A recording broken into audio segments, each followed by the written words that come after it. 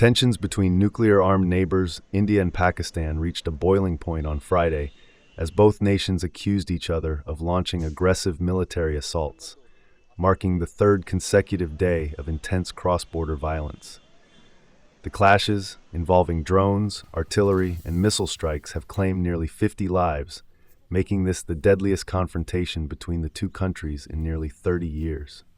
India bolstered security across major cities on Friday, a day after New Delhi reported multiple attacks by Pakistan along their shared border. The authorities have deployed police personnel for the security of the city, and we are keeping an eye on and checking people in inns and hotels.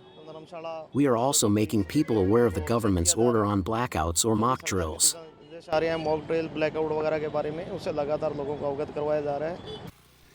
The violence erupted on Wednesday when India conducted airstrikes on what it described as terrorist camps inside Pakistan.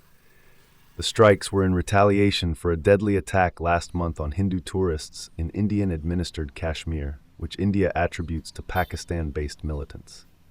Pakistan has denied any involvement in the tourist attack, dismissing India's claims as baseless. Since Wednesday, the two nations have engaged in relentless tit-for-tat assaults. Indian and Pakistani forces have exchanged heavy artillery fire, while drones and missiles have breached each other's airspace, heightening fears of a broader conflict. The violence has left border communities in chaos, with reports of civilian casualties and widespread destruction. "This is a dangerous escalation," said Arti Sharma, a defense analyst in New Delhi.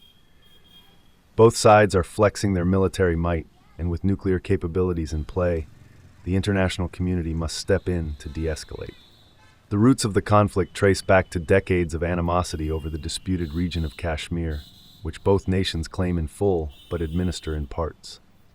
The recent surge in violence has reignited global concerns about the potential for a full-scale war between the South Asian rivals, who have fought 3 wars since their partition in 1947.